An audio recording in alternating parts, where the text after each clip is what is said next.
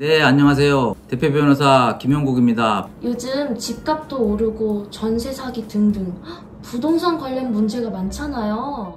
최근 부동산 관련해서 수임한 사례 소개해 주실 수 있을까요?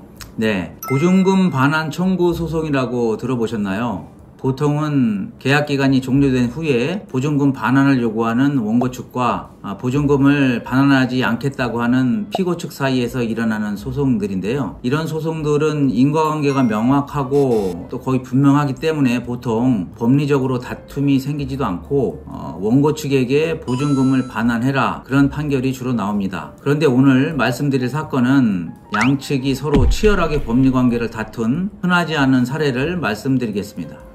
흔하지 않은 사건이라고 말씀하시니까 너무 궁금한데요. 어떤 사건이었나요?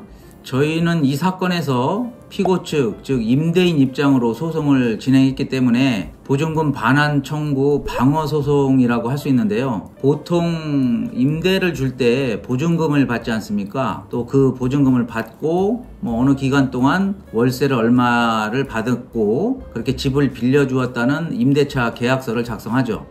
그런데 이제 의뢰인이 2011년경에 지하 1층 빌라를 부부에게 세를 주었는데 당시 계약서상 이름은 남자 아버지의 이름으로 계약을 했죠. 그런데 2012년경에 임대차 계약서가 변경됐는데 그 여자의 아버지 이름으로 명의가 변경됐습니다. 그럼 부부가 아닌 그 여자의 아버님이 이 집에 살게 된 건가요? 아닙니다. 여자의 아버지로 명의만 변경되었을 뿐이고 그 아들 부부는 그대로 그곳에 살고 있었습니다.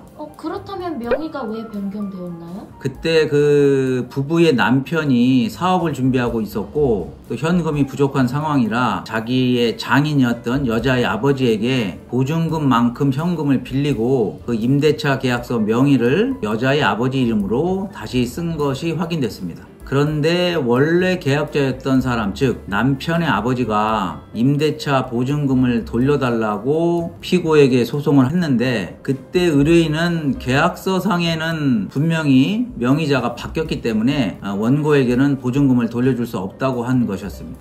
원고는 왜 보증금을 자신에게 돌려달라고 하고 있는 건가요? 원고 측에서는 본인이 계약서를 다시 썼다는 일체 내용을 들은 적도 없고 아들 부부와 갈등이 있어서 교류 자체를 하지 않았다. 그리고 계약서상에 그 집의 임대차 계약 명의는 계속 본인이니까 아들이 계약서를 다시 썼다 하더라도 이 계약은 무권리자의 처분행위로 무효가 돼서 보증금은 본인이 받는 것이 맞다, 이렇게 주장을 했습니다.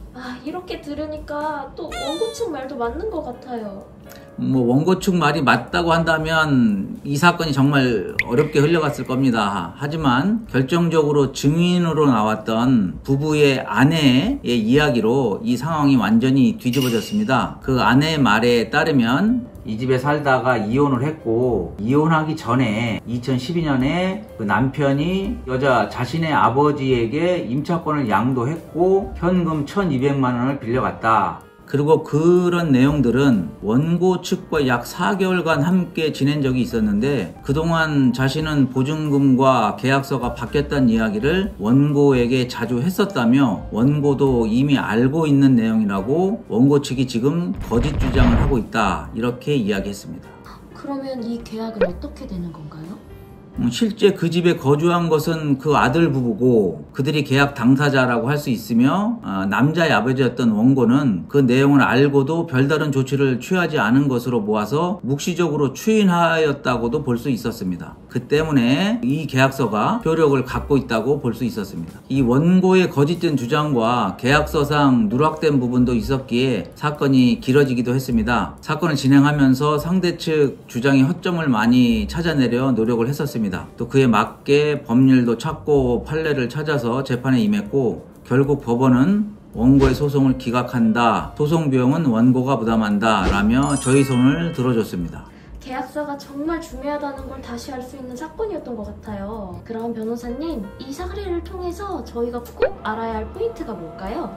계약서는 작은 조항 하나로도 분쟁의 결과를 좌우할 수 있는 무기가 될 수 있습니다. 때문에 법을 잘 모르는 일반인의 경우에 복잡한 계약서의 내용과 거짓된 주장에 휩쓸려서 손해를 볼 수도 있습니다. 때문에 반드시 실력 있는 변호사와 함께 하시는 게 중요하다, 그런 말씀을 드릴 수 있습니다. 오늘 사례 정말 복잡하면서도 속 시원한 사례였네요. 네, 법적인 문제는 누구에게나 닥칠 수 있고 혼자 고민하다가 더 커지는 경우가 많습니다. 저희 법무법인 예우는 최선의 해결책을 드리고 있으니 언제든 편안하게 상담해 주시길 바랍니다. 네, 변호사님, 오늘도 시간 내주셔서 감사합니다. 다음에도 법무법인 예우만의 이야기가 담긴 내용으로 만나뵙길 바라겠습니다. 감사합니다. 네, 감사합니다.